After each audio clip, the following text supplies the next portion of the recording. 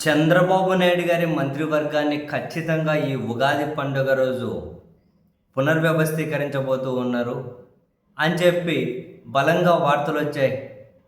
వాళ్ళ మీడియా సర్కిల్స్లో కూడా అవి పెద్ద ఎత్తున సర్క్యులేట్ అయ్యాయి. కానీ ఆ ప్రస్తావన ఏమీ రాలేదు. ఉగాదికి మంత్రివర్గ విస్తరణ ఏమీ జరగలేదు. అయితే దానికి 2 రకాల కారణాలు ఉన్నాయి అని చెప్పి మళ్ళీ వాళ్ళ మీడియా సర్కిల్స్లోనే చర్చ జరుగుతూ ఉంది. ఒకటి, కీలక మంత్రిత్వ శాఖలు నిర్వహిస్తున్న వాళ్ళ మీద కూడా వేటేయబోతూ ఉన్నారు.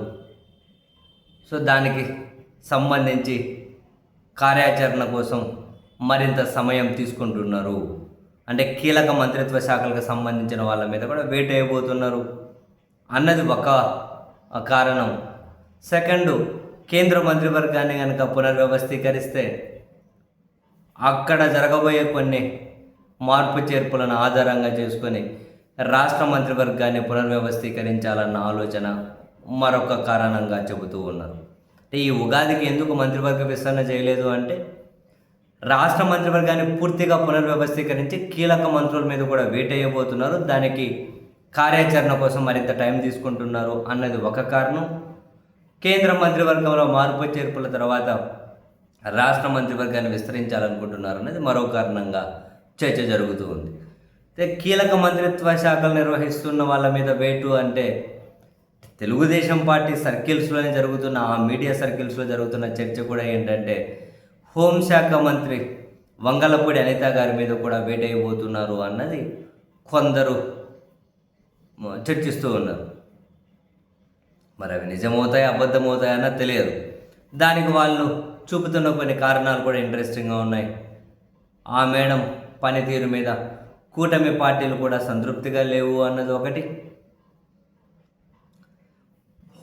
హోంమంత్రిగా మంత్రిత్వ శాఖ మార్చడమే కాదు, మంత్రిగా కూడా మంత్రివర్గంలో కూడా లేకుండా చేసి పార్టీ కార్యకలాపాలకే ఆమెను పరిమితం చేయాలి అన్న ఆలోచన చేస్తూ ఉన్నారు అని. దానికి కారణాలు కూడా లేకపోలేదు. తన పనితీరు బాగోలేదు అన్నది ఒకటి. మరొకటి కూడా, జనసేన పార్టీ ఖచ్చితంగా ఉత్తరాంధ్రలో మరీ ముఖ్యంగా ఉమ్మడి విశాఖ జిల్లాలో ఒక మంత్రి పదవి కోసం పట్టుబడుతూ ఉంది అని, దానికోసం కొనతాల రామకృష్ణ గారికి ఖచ్చితంగా మంత్రి పదవి ఇవ్వాలి అని. అయితే ఇప్పుడు ఉమ్మడి విశాఖ జిల్లాలో కనుక చూస్తే హోంశాఖ మంత్రి వంగలపూడి అనిత గారు వస్తారు. బట్ ఆమె ప్రస్తుతం అనకాపల్లి జిల్లా పరిధి పాయకరావుపేట, అనకాపల్లి జిల్లా పరిధిలో పాయకరావుపేట వంగలపూడి అనిత గారు ఉన్నారు. అటు నర్సీపట్నం అయ్యన్న పాత్రుడు గారికి స్పీకర్ ఉన్నారు. బట్ విశాఖ పరిధిలో ఎవరూ లేరు ప్రస్తుతం విశాఖ జిల్లా పరిధిలో. కానీ విశాఖ జిల్లా పరిధిలో ఖచ్చితంగా టీడీపీ వాళ్ళకు ఒక అవకాశం ఇవ్వాలి అని చెప్పి